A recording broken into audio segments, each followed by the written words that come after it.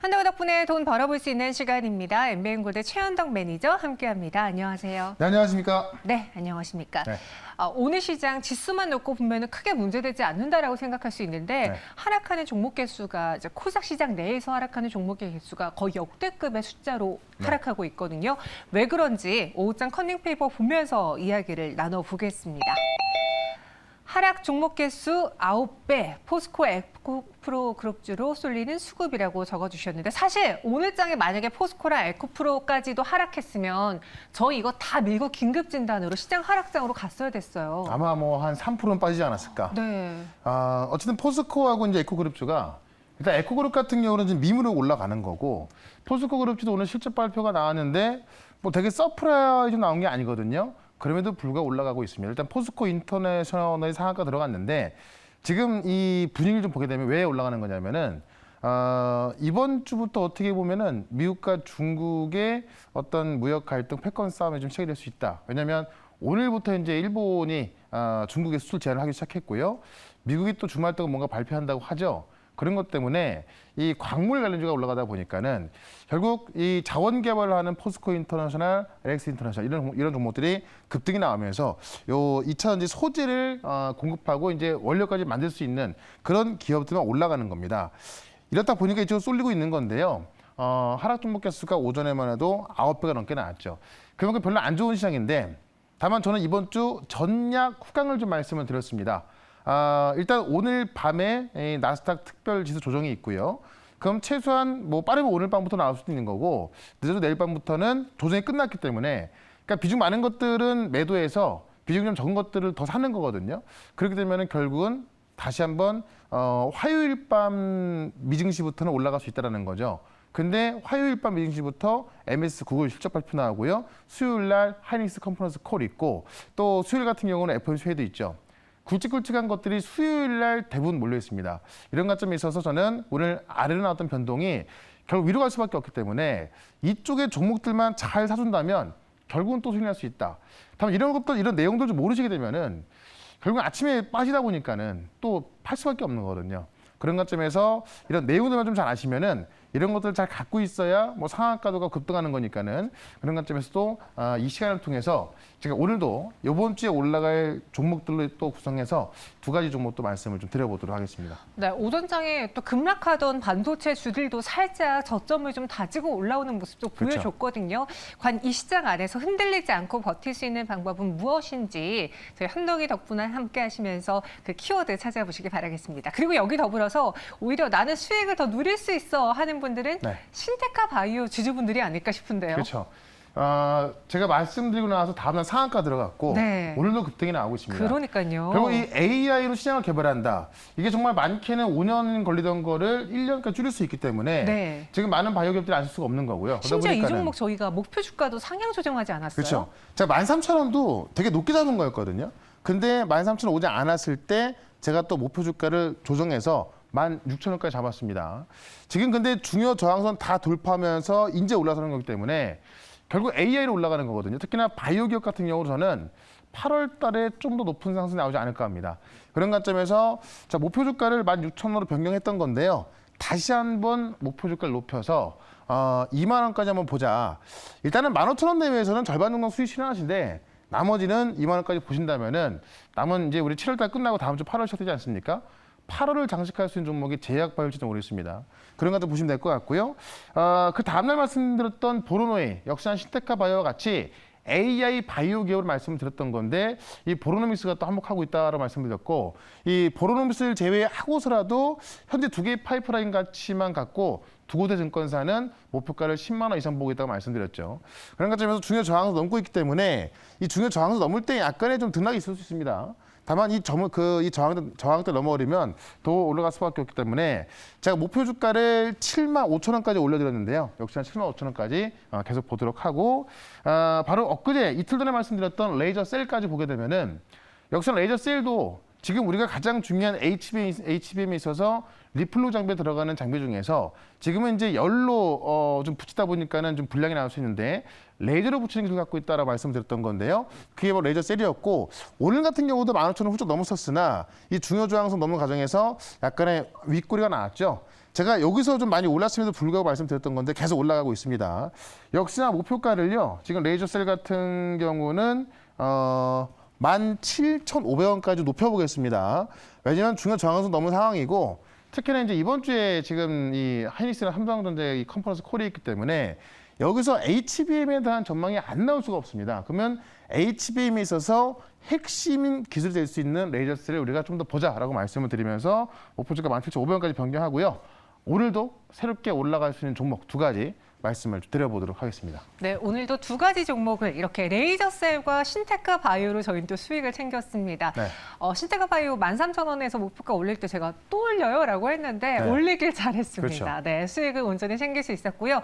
그 외에 또 오늘 어떤 종목을 공개하게 될지 집중해 주세요. 첫 번째 현덕의 덕분에 종목 키워드부터 보겠습니다. 미국 규제 광물로 받는 중국입니다. 지금 그 미국의 중국 때리기로 인해서 네. 특히 반도체 쪽에서 일본 손을 잡으려고 하는 미국의 움직임이 좀 강하게 보이고 배터리는 완전 우리나라한테 지금 포린 러브하고 있거든요. 네. 그러니까 미국이 이제 일본을 좀 어떻게 보면 좀 시킨 것 같다 뭐 이렇게 볼 수 있잖아요. 네. 그러니까 이제 그 일본이 오늘 이제 제재가 들어가는 거고, 맞아요. 그런 상황에서 우리 같은 경우는 아직까지 뭐 어떤 별다른 액션을 안 하고 있는 건데, 어쨌든 이것 때문에 오늘 어떻게 보면은 에코프로 관련주들, 그다음에 이제 이 포스코 관련주가 올라간 이유가 되기도 합니다. 이 부분에 있어서 이제 오늘부터 어쨌든 일본의 수출 규제는 시작이 됐고요, 시작이 됐고, 그다음에 이제 이 주말에 미국의 새로운 제재 발표가 나올 것이다라고 나온 건데. 얼마나 세게 나올지 모르겠습니다. 어쨌든 그런 우려감이 있기 때문에 이쪽을 좀 봐야 될 것 같은데 내용을 먼저 좀 보도록 할게요. 일단 일본의 대중 반도체 수출 규제가 오늘부터 적용을 합니다. 그래서 이 지금 첨단 반도체 대조 장비 23개에 대해서 수출 통제 돌입하는 거고요. 일본 입장에서는 중국을 겨냥한 게 아니다. 뭐 다 똑같다라고 하고 있지만은 누가 보더라도 중국을 겨냥한 거고. 다만 지금 이 일본의 대중 반도체 수출 규모가 약 7조 원대라서 지금 수출 분야에서 30% 차지하거든요. 그래서 이 부분에 있어서 지금 중국의 관영 매체인 이 글로벌 타임스에서 일본의 반도체 산업은 좌절할 것이다, 큰일 날 것이다라고 경고하고 있는 겁니다. 그래서 뭐 누가 이길지 좀 두고 봐야 될 것 같고요. 지금 중국은 반도체 및 2차 전지 핵심 수출을 제한하겠다라고 해서 역시나 중국도 8월부터 수출을 제한하겠다 한 겁니다. 그래서 일본은 어쨌든 미국 편에 지금 딱 붙어가지고 그 제재하고 있는 거고요. 중국도 역시나 지금 반도체나 2차 전지 같은 경우 어떤 특정 국가를 겨냥한 게 아니다라고 하면서 이제 발표했고 8월부터 적용되기 때문에 다음 주거든요. 그런 관점에서 원래도 이 소재가 중요했습니다만 결국 미국과 중국이 어떤 패권 싸움에 있어서 이 소재를 무기로 삼고 있기 때문에 더 중요할 수밖에 없다. 그런 관점에서 이 소재 국산에 성공하고 있는 그 대형주 하나를 말씀을 좀 드려보겠습니다. 네, 대형주를 이야기하겠다. 특히 소재 국산화에 성공한 그런 우리 자체 기술력을 갖고 있는 네. 기업이라고 힌트를 드렸는데요. 어떤 종목일지. 저는 반도체하고 국산화하면 후성도 생각나고 동진세미캠 생각나고 반도체 쪽으로 떠오르는데 맞나요? 요거는 2차 전지 기업입니다. 네.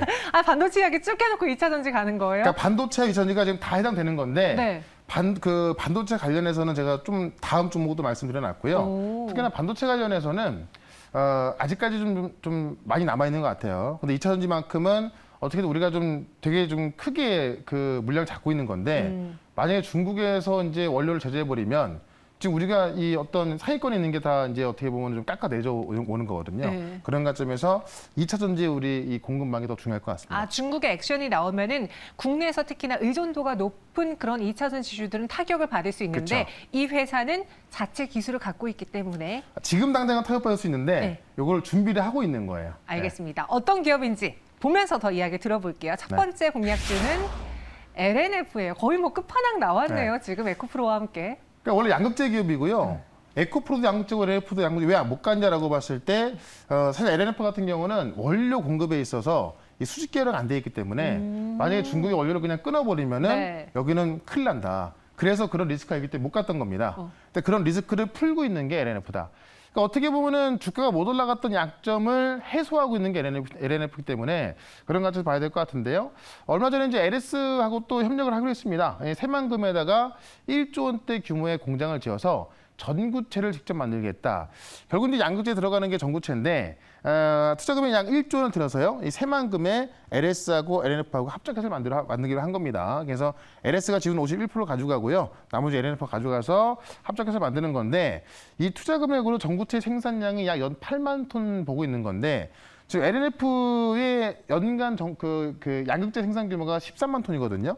그러면 지금 LNF가 지금 만드는 양극재의 한 60% 정도를 새만금에서 만든다면은 60% 정도는 이제 국산화가 되는 겁니다. 그런 관점에서 약점이었던 부분이 어느 정도 해소가 되고 있다 보고 있고요. 저 미쓰비시 케미칼하고 사실 응급제 사업에 진출한다라고 했는데 이 미쓰비시 케미칼 그룹이 리튬 전지용 소재인 전해액하고요. 응급제 만드는 기업인데 결국 LNF가 일본 기업과도 손잡고서 결국 응급제 사업도 진출하겠다라는 겁니다.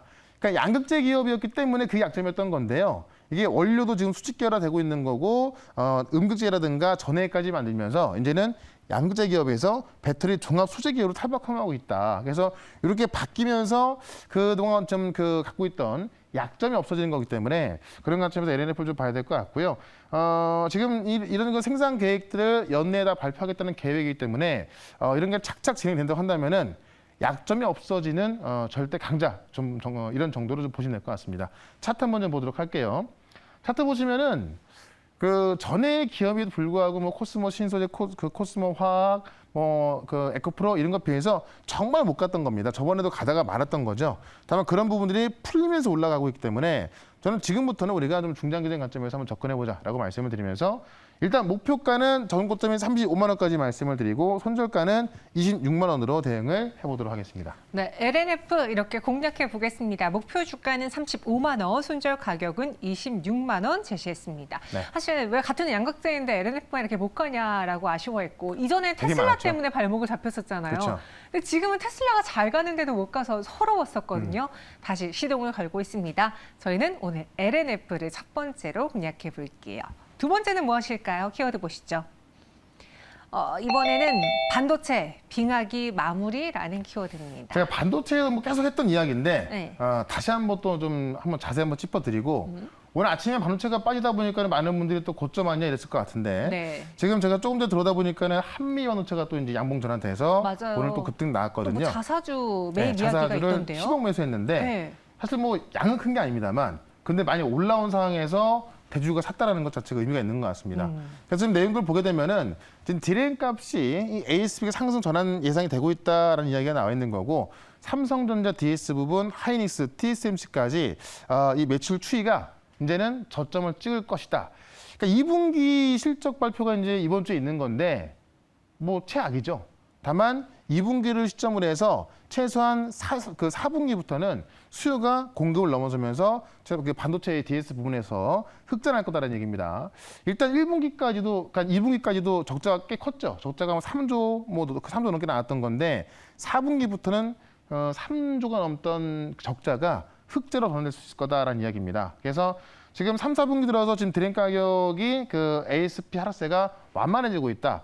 많이 빠지던 게 덜 빠지고 있다라고 좀 보시면 될 것 같고요. 결국 이 AI 반도체가 이 수요를 견인하고 있다라는 얘기고 지금 HBM 내년 수요가 올해 3배 전망, 그러니까 내년도의 전망이 올해보다 3배 나올 거라는 얘기인데 지금 디램 전체에서 HBM이 차지하는 비중이 삼성전자에서 올해 올라온 게 6%입니다. 내년도에는 18%까지 보는 거죠. 그 내후년도에는 더 많게 보고 있습니다. 결국은 지금 현재 디램보다도 가격이 5배에서 6배 비싼 이 HBM이 또 수요 견인하는 거고 이 DDR5가 견인하면서 결국은 이 어떤 고부가 반도체들이 이 수요를 이끌 것이다라고 보는 건데 이런 관점에서 결국 이제 수요일부터 한입콘콜이 있고 목요일날 삼성콘콜이 있는 건데요. 이때 기점으로 해서 결국은 저는 이 HBM 관련된 또 갈 수밖에 없다라는 겁니다. 그런 관점에서 하나 또 말씀을 좀 드려보도록 하겠습니다. 네. 이 빙하기를 끝낼 이제 주인공들이 나타나고 있습니다. 네. 조금 하락할 때마다 고점 논란이 나오고 있긴 한데 아니다. 나는 계속 보겠다. 반도체. 그렇죠. 어떤 종목을 보는 게 좋을지 두 번째 종목 공개해 보겠습니다. 신성 ENG라는 종목을 갖고 오셨어요. 이것도 반도체이자 2차 전지인데 네. 그러니까 반도체에서는 클린룸, 2차 전지에서는 드라이브룸인데 이 드라이룸 사업도 좀 커지고 있습니다. 그래서 반도체로 급등할 수 있을 것 같고요. 2차 전지에서 드라이룸으로 급등할 수 있을 것 같은데 내용을 좀 보게 되면은 네. 일단 삼성과 하이닉스 향의 클린룸에서는 시장 점유율 1등 기업입니다. 그래서 이 클린룸 내에 들어가는 공기 정화 장치인 그 FFU라고 하는 펜필터 유닛. 이 펜필터 유닛에 대해서는 시장 점유율 1등을 기록하고 있습니다. 그래서 60% 차지하고 있는 거고요. 전장 부품은 ABS 모터 부품하고 EPS 모터형 부품 매출 21% 차지하고 있다. 그래서 일단 클린룸에 대한 수요가 더 늘어날 수밖에 없기 때문에 반도체 시장이 확대가 된다는 거에서 수요가 될 수 있는 거고 2차 전지 드라이룸 사업도 도전장을 내미는 건데 이 드라이룸은 제습 기능을 갖추고 있어가지고요. 습도에 따라서 안정성이 좀 최우선되는 2차 전지 필수로 들어가는 이 드라이룸인데 이 드라이룸이 그 작년도에 해외 매출 50% 증가했고요. 지금 LG 엔솔에서 2분기부터 매출이 찍히고 있습니다. 그래서 그런 관점에서 사실 이것도 캐파가 더 커지겠지만 새롭게 시작하는 드라이룸 사업도 작년부터 해외부터 매출 2배 나오고 있다. 그래서 지난해 영업이익이요. 그 전년도에 워낙에 안 좋았기 때문에 기저효과로 인해서 영업이익이 7배, 210억 나왔거든요. 작년도부터 실적이 좋아지고 있고 실적으로 지금 숫자가 증명되는 기업이기 때문에 이 지금 클린룸하고 이 드라이룸 이 두 가지에서 매출과 이익이 크게 좋아질 기업으로 신성인지 말씀드리면서 차트 한번 좀 보도록 하겠습니다. 차트 보시면 이 드라이룸에 대한 어떤 그 모멘텀 한 번 더 올라왔었고요. 지금 충분한 조정을 거치고 나서 2차 상승을 시도하고 있기 때문에 우리가 지금부터 한번 접근해보자라고 말씀을 드리면서 일단 목표가는 3,300원 말씀드리고요. 손절가는 2,500원으로 대응을 해보도록 하겠습니다. 네, 신성 ENG가 오늘의 두 번째 종목이었습니다. 어떻게 보면 2차 전지 모멘텀도 반도체 모멘텀도 다 가져갈 그렇죠. 수 있는 종목이죠. 그 외 시장에 대한 이야기는 또 어디서 나눠볼지요. 지금 걱정이 좀 커지는 상황이거든요. 제가 지난주에 말씀드렸던 한비반도체 뭐 보시다시피 다 급등 나왔는데 제가 AI 반도체 신테카와에도 말씀드렸죠. 결국 이번 주에 우리가 어떤 종목이 있어야 안전하게 수익날 수 있을지 자 4시에 말씀드릴 거니까요. 4시에 시작하는 무료 방송 유튜브에서 최현덕 검색하시고 4시부터 들어오시면 되겠습니다. 네, 알겠습니다. 여러분과 함께 수익 누릴 수 있는 현덕이 덕분에는 내일 이 시간 다시 찾아올게요. 고맙습니다. 네, 고맙습니다.